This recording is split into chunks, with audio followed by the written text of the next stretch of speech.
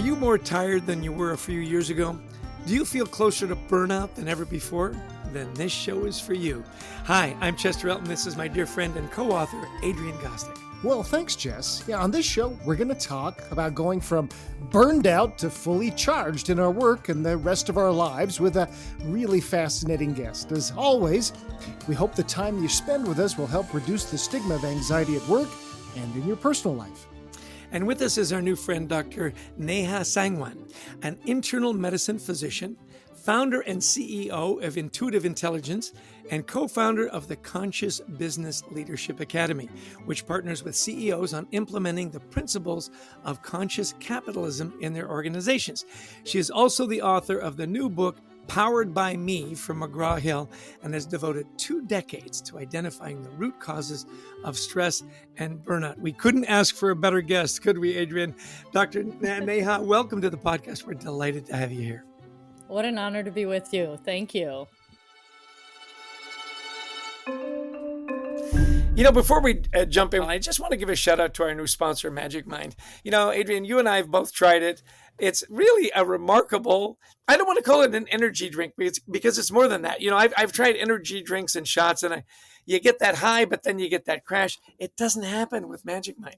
And I've never had a product that said, by the way, it'll tamp down your anxiety and make your days a little better. For me, Mondays in particular, they recommend you take it in the morning. You know, you can take it with your coffee or whatever. It really did smooth out my day. I was focused. I got more done and I didn't have to crash. I know you had a similar experience, right? Yeah, it's really been great. I started drinking they're just little green shots in the morning, and they get me in the right state of mind for a productive day. It's not like this energy boost. It's just you have just more energy through the day, less anxiety.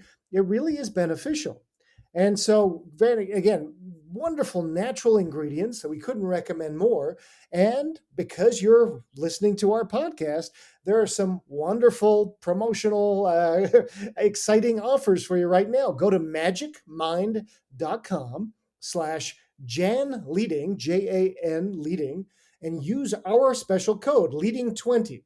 And that'll get you an extra 20% off on one order, or 1 month when you order 3 and you subscribe for 3 months. A great offer. Yeah, and it's available only in January. So hurry up and make your order. We've become big fans. We know you will be too. Well, you say first, Dr. Neha, that we are in this epidemic of exhaustion. I have no idea what you're talking about there. Never felt that. So I don't think you have to explain that. You just have to explain what got us here. So I think that if we really kind of zoom out and we look at where we started and where we are, our ancestors, right, spent most of their days outdoors foraging food and defending themselves from predators. They were very tuned into their bodies. They knew that a rustling in the trees was the difference between life and death. So they were very tuned in. You know what we do? We wake up and we look at our readiness score to see how we slept. We don't ask ourselves whether we feel rested. We've got a ring or we've got a phone that's going to give us the number on an app that tells us how ready we are for the world. So we have actually spent our time societally speeding things up. And whether it was from us starting to mass produce agriculture, the Industrial Revolution, the internet, all the ways that we have collectively used our brains as a society, thinking that faster is better, we got to do more with less, and success requires struggle. So there's all these beliefs that we have collectively put our heads together that we value. And then here's the biggest piece of it. We want to belong. So when society tells us that faster is better and we do more with less, and that's how you win in the game of life, ever since we were young, we wanted to belong to our families, have our parents feel proud of us, have our siblings and our friends like us, do well by corporate standards of whatever the metrics are. We achieve and we keep looking to see what the world outside us calls as success. And then we adapt ourselves to become that. And I think we've gotten a little lost because now we're heading into all of this AI, and we're the ones speeding this up so fast that our own biology has not been put in the equation.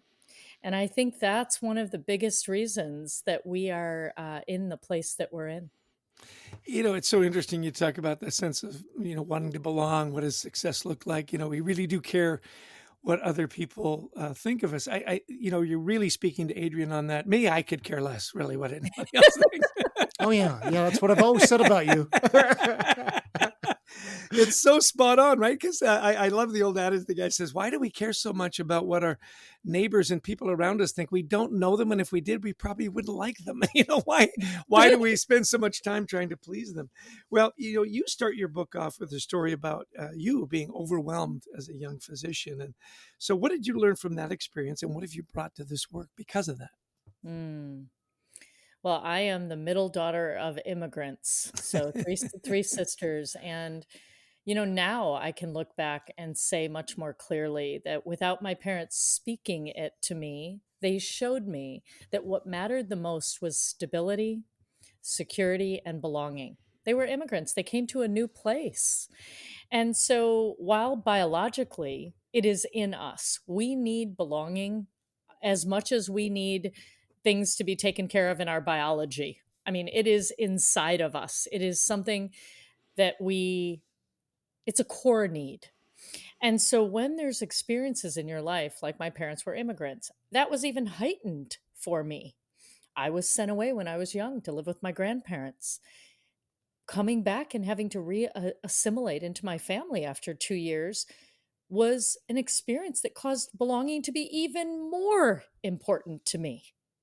So I grow up and I start to realize that if I am a people pleaser in the world, if I take care of what my dad wants, which is a boy who's an engineer, so I could at least take care of the engineering piece, my mom, who missed her calling as a doctor, as soon as I realized my parents didn't need to fight about whether I was going to be an engineer or a doctor, I just said, everyone can stop. I'll do both.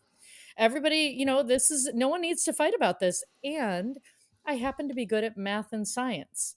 And so this all seemed like a really natural fit. But at some point, I don't know that it was my idea. I think it was really a child wanting to belong and please the Indian community, be revered in society. If very young, this trauma, which was me being sent away and then being brought back in my family, nobody meant it that way. I mean, in the Indian culture, you hand kids around to the extended family all over the place. No one thinks anything of it. But the break in relationship to me was huge. And I was willing to find a way that that would never be the case. And here's something else I'll tell you.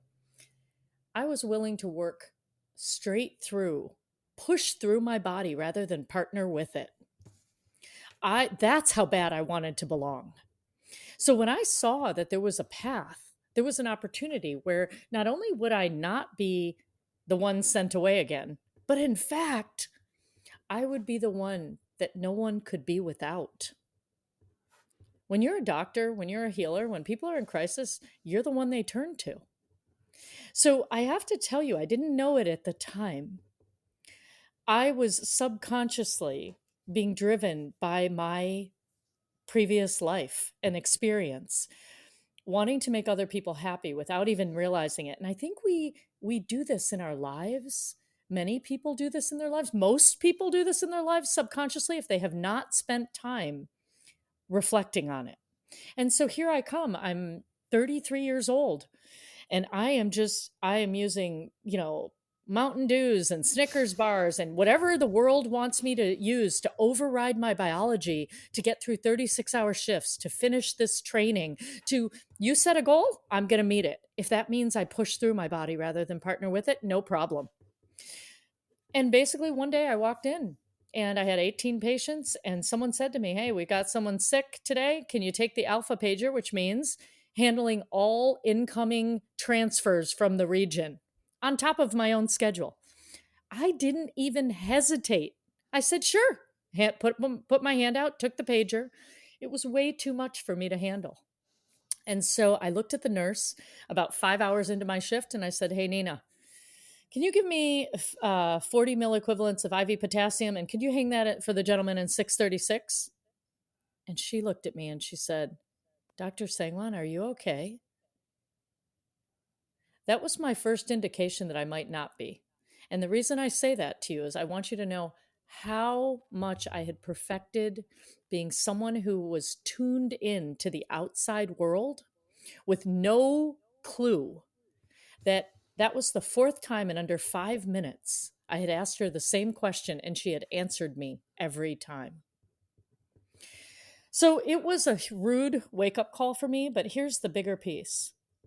In the corporate world, when someone's not doing well, we send them to EAP, the Employee Assistance Program. And who does EAP send them to? They send them to me. But when my beliefs and my schooling is to push through my body, not partner with it until it breaks down, you can imagine my bewilderment when I realized not only did I not know what was going on, but neither did my colleagues, and neither had I even learned about this in medical school. So the last 20 years have been me saying, we can't just give people some time off and some cocktail of medications to get them sleeping again and, depression, anxiety, whatever they're experiencing. Those things are important, but they're not enough. And so what I did, empowered by me, is I decided, okay, everybody gets here with their unique fingerprint, some way, some choices they've made. I gave you some examples of how I became a people pleaser and how I really, my history, my upbringing, my desire to belong showed up in my world. But each one of us has a different story that's as unique and as interesting and as painstaking and all of that. And so if we don't know what that is, we will be driven by it and have no idea. That's such a powerful story, and thank you, Neha, for sharing that. That's, I think many of us have reached that point. So I want to get practical for a minute. Give us some practical steps. How do we know when our gas tank is getting low with our energy, that it's being depleted, and how do we figure out maybe what's causing it, what we can do to turn that situation around to fill that tank back up? Sure. So I've come to the conclusion, right? The World Health Organization in 2019 is when they really acknowledged that burnout is, unmanaged stress in the workplace, essentially. Okay, here's what I'm going to say. I'm betting that they're going to evolve. I don't care where your stress comes from. It doesn't just have to be the workplace, but I think that's like a legal and okay way for people to accept that work is stressful. So that doesn't mean somehow you are deficient. I want to start with this. Burnout is not a personal failure. Burnout is a wake-up call. It's a wake-up call that the strategies that got you here are not going to get you where you want to go. So in my life, Mountain Dew and Snickers bars and pleasing everybody else around me got me there. And boy, it was not a bad place. Mechanical engineer, biomedical engineer, Motorola, internal medicine physician, board certified, all these things got me to a pretty good place. But guess what?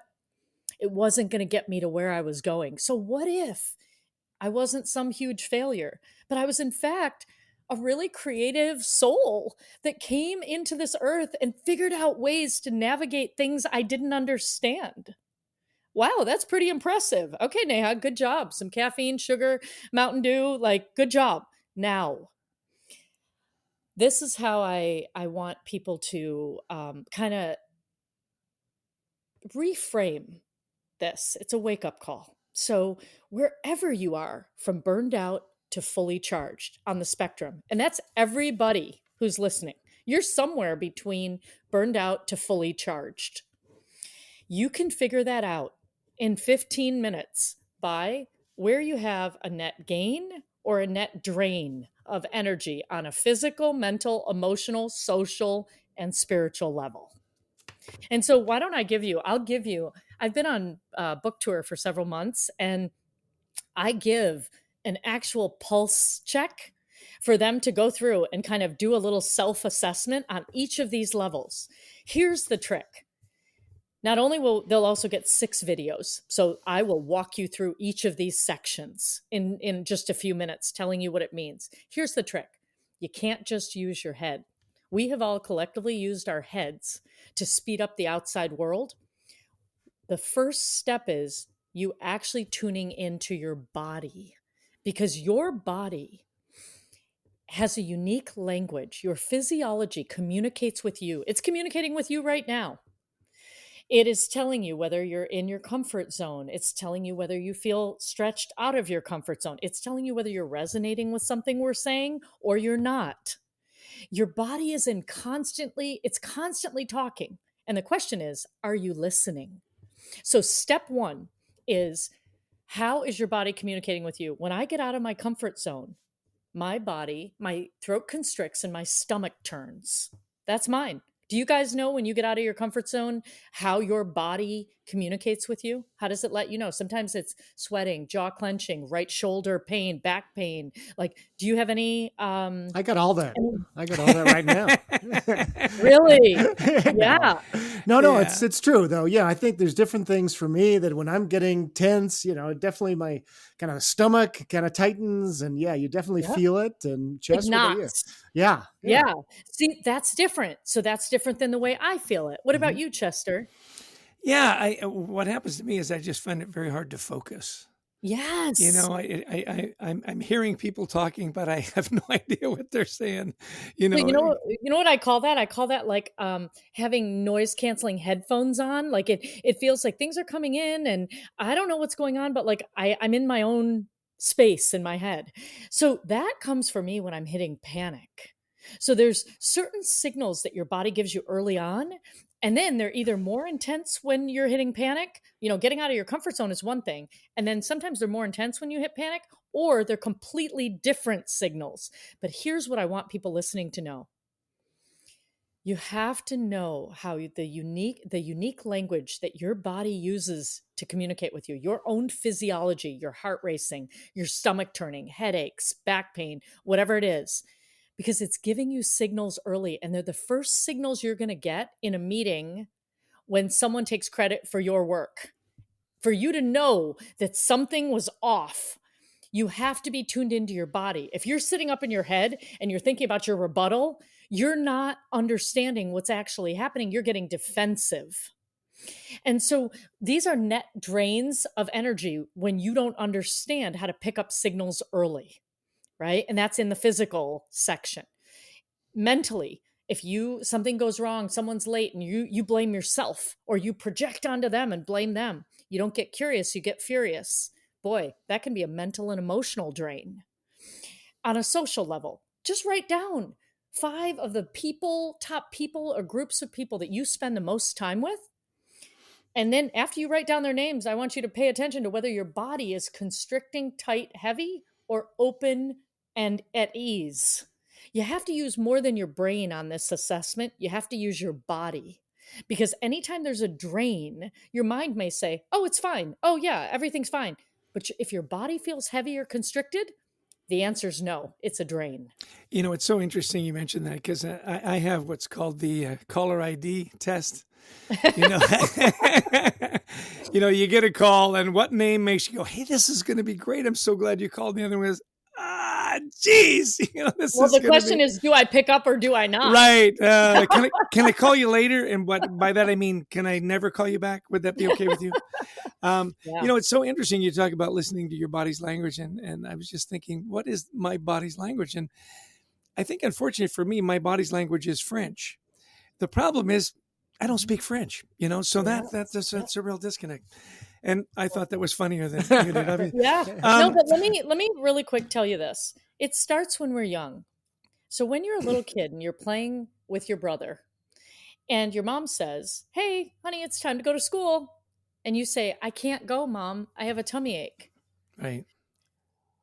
Your parent will say to you, "I just saw you playing with your brother. You're fine. Get on the bus." But you know what you just told her? You just told her there's danger there. I'm getting bullied. I'm alone in the cafeteria. My teacher isn't paying attention to me. Something happened instantly in your body that is saying something very different than she is understanding. Hmm. Isn't that And interesting? so, very young, we teach children to tune out of their body, stop crying, and don't come out until you have a smile on your face. Right. Suck it up. Yeah. And so if there's anyone out there that's saying, I don't know how to tune into my body, first of all, I'll say it's in chapter 4 of Powered by Me. There's a whole chapter on it. But here's the way that I would have you do it.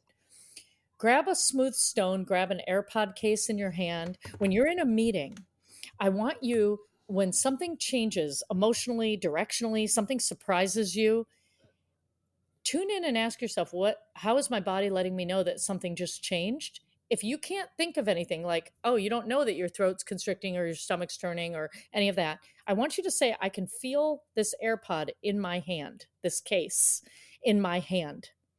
Because what we'll do now is we'll take the external world and we'll get you to start feeling your own sensations.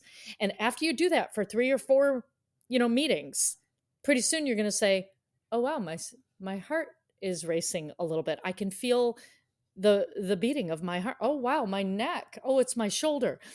And what I want people to know is up until now, you've said on your way to work, make it a double.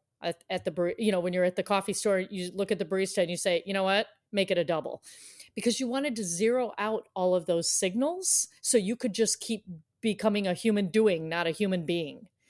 And now what I'm telling you is you're draining energy. If that's you and you want to know how to recover it, it's time to slow down and tune in rather than, so you can speed up. Excellent. So you got to slow down to speed up. I want to get our time's racing by here, and we've got so many good things that you've shared with us. I do have a question, and this has been a focus for me for the last couple of years, actually, is this idea you talk in your book about forging deeper bonds with your community and enhancing connections with people. How does that help your energy levels? Oh my gosh. It synergistically empowers you. It multiplies your joys and it divides your sorrows. When you have someone who can understand you, who gets you, who is empathic, who in front of whom you can be your true self, not your social media version of yourself, right? That looks good, the background, the lighting, only the best pictures are. No, when you can be who you really are, there's a sense of connection and community that will let you know that no matter what we're going to go through, we've got each other. And if you have each other, you're willing to take more risks. You're willing to learn and grow. You're willing to not be perfect. And in a world that needs innovation more than it needs anything else, we have to learn to trust ourselves and trust each other to collaborate. Otherwise, we're not gonna do very well in a world moving this fast. Neha, this has been really powerful, really important information for our listeners. How do people learn more about your work? Where would you send them? Sure. Well, my website is intuitiveintelligenceinc.com. So INC at the end of that, intuitiveintelligenceinc.com. And I'd like to give them that burnout assessment as well. So it would be intuitiveintelligenceinc.com/burnout and then a -RX, like prescription. So they're going to get they're going to get 6 mini videos, and they're going to get an actual assessment that they can click on and interact in about 15 minutes. They're going to know where they are from burned out to fully charged at work and in life. And I am all over social. On either LinkedIn would be Neha Sangwan MD. Otherwise it's @ and spell out the word doctor, @DOCTORNEHA. Awesome. I think, people are going to be checking this out. And thanks for the free resources. Our listeners love free, and we do too. So, hey, last question then. You've talked so much about the body's clues, and one thing that I wanted to get in before we send you off is boundaries. I think this is really important. I mean, as you're getting pushed, and you didn't have any boundaries, I don't think, when you were a young resident or a young physician. Talk about boundaries and how that helps us with our energy levels. So burnout is boundaries. Those two words might as well be synonymous, because anywhere that you're losing energy, there's a need for an adjustment of boundaries. Sometimes they need to be a little more loose. Sometimes they need to be a little more rigid. Sometimes they're too rigid, and you've now shut out criticism and negativity, but you've also shut out connection and love. And so boundaries are drawing healthy boundaries is an art. This is chapter 18 in the book.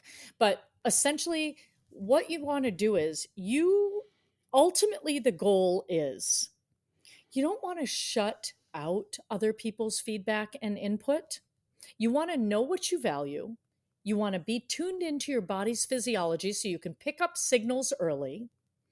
You want to be open to other people's input and feedback because they're going to illuminate where you have blind spots, where you could be better, how you could be more effective with others. But here's the key at the bottom of it all, when it's time to make a decision, this is my wish for you, that you can turn up the sound of your own heart slightly louder than you can hear the voices of others. So that when you make a decision, you're including yourself in the decision that you're making and in the equation of all of this. Because a lot of times what people do is what I did, which is exclude me and just focus on everybody else, listen to what other people want of me and don't pay attention to that. Or they do the opposite. They only care about themselves and they don't want to talk about everybody else. And, we're in an election year, and here's what I have to say about that. There's me, we world. And we need to know who we are, know what we value, know that we are connected to others, and that no matter what we do and say, we all live in this world together. And so let's figure out a way for a win-win-win. Yeah, what a wonderful way to end the podcast. Thank you so much, Doctor. It's so delightful to have so many different experts come and talk to us about how to manage stress and burnout. And pick up the book, Powered by Me. It's from McGraw Hill. It's from our new friend, Dr. Neha Sangwan. Tons of great practical things that you can do to manage your stress and your levels. I can't thank you enough for finding the time for us. Really appreciate you being with us today. Thanks, You Neha. bet. What a joy. Thank you, guys. Well, Adrian, another great guest, and always fun to be on the podcast with you, my friend, and fun to have our new sponsor, Magic Mind. We've got a great offer. I know you've really loved it. I've really loved it. Made my Mondays better. Tell us again about the offer from Magic Mind. Well, right now, Magic Mind is offering listeners of Anxiety at Work a special offer, a month free when you subscribe for 3 months. You go to magicmind.com/JAN-leading, JAN leading, and use the code leading20. I've tried this out already. It works. I know it does. You get an extra 20% off on one order, or again, a month free when you subscribe for 3. Try it out. It really will bring down your anxiety, give you more energy during the day that's not jittery. All natural ingredients. We couldn't recommend it more. Adrian, what a delightful guest. And boy, so much good stuff. I mean, this book that she's written, Powered by Me, and tuning into yourself. Yeah. Tons of great takeaways. I'm curious, what were 2 or 3 that you took away? Yeah, let's start there with this idea of, our bodies and tuning into potential burnout. I love, how self-aware that she was and you were as well. Is look, no, this is what happens when I get close to burnout, and we just have to be aware of that. As she said, for generations, for years, we've known, people have known their bodies better than we do now, and we rely on our doctors to tell us. My mom had cancer 5 times in her life. So the first time she was in her 50s, so 40 years ago, and she went to her doctor and he goes, "No, you're perfect health." And she goes, "No, I'm not. There's something wrong." And keep looking. And she kept going back and back until finally they found breast cancer. Wow. And she was the one who told him there's something wrong. And she knew every time, every one of the 5 times, just incredibly tuned in. Are we tuned in to ourselves and knowing when we're getting to that point where we're about to burn out? Yeah. I thought it was interesting when she said, know your history. She said, look, I'm the child of immigrants. And it was stability, security, and belonging. And knowing that was so important, guided a lot of the way she behaved, and also their expectations. In my culture, you're a doctor or an engineer? And I said, well, I'll do both. I said, well, of course, why wouldn't you? And then tuning into how other people react to you as well. I thought her story about I'd given the same or asked the same question of this nurse 3 times. Yeah. And she said, hey, there's something wrong here because I've answered this 3 times now. You keep asking. Yeah. Clearly there's something wrong. I've always thought, those things where they put these doctors on these 36 hours. Oh, it was just, I don't want to be the patient at hour 34. Yeah. I want to be in the first couple of hours there. And we work with a lot of hospitals, that are realizing now, well, that's the way we've always done it. And it doesn't make it right. And so, that was really interesting what she was talking about growing up, but that self-awareness that, when we grew up, we didn't know how to process things. So we just followed our influencers, our parents or others who we felt like, well, they know what we're talking about. And we don't do sometimes what we need to do. We also don't figure out how to process the hard emotions that are going on within us. Now let's turn to kind of when your tank is low. I thought this was really interesting. Burnout is not a personal failure. It's a wake-up call. Yeah, I wrote that down too. Yeah. Pay attention. And that burnout is unmanaged stress. Isn't that interesting? Because if you're managing your stress and you're listening to your body, there's no reason for you to be burned out in most cases is what I took away from that. Yeah. And then, you asked that great question about boundaries, how important that is to set up boundaries and say, I can't say yes to everything, and those boundaries are helpful. And lastly, for me was the human connection, who are people that energize you. And that say to you, hey, I've got your back. We can work through this together. I'm safe. I'm loved. I'm supported. I'm such a fan of that. COVID, I think, took so much of that away from us. It's so important to reinstate who's your tribe, who are the people that you can, really rely on that will say, hey, you got to take a break. You got to take a break. Go to a hockey game. Go to a hockey game and yell at somebody. That's great. No, and so good. And I think, even bringing up the politics at the end, this is going to be a stressful year. Let's just face it. Whichever side you vote for or wherever you are in the world, this is a stressful year. And so be aware of that in your body, be aware of yourself, bring down those stress levels and make sure you're doing those things that give you peace of heart and peace of mind. That's the idea. Yeah. And for us, Chess, really, who brings down our stress levels? It's Brent Klein, our producer. Nobody better. Such a smooth transition. Well done there. Yeah, I mean, he really does. He takes this, mess that we give him and he makes these beautiful podcasts for us. And of course, Christy Lawrence, she gives us great energy. She finds wonderful guests for us. And of course, we're always grateful for all of you that tune in and share the podcast with friends and family. If there's some good takeaways there, we so appreciate that. So if you like the podcast, please share it. We'd also love you to visit thecultureworks.com for some free resources to help you and your team and the culture where you work thrive. That's right. And we love speaking to audiences around the world, virtually or in person, on the topics of culture, employee engagement, teamwork, resilience. Give us a call. We'd love to speak to you about your event. So, Chess, I'm going to give you the last word. Well, I love the title of the doctor's book, Powered by Me. I just want to say, Adrian, I'm powered by you. So thank you very much. You reduce my stress. Take care, everybody. Have a great week. Cheers.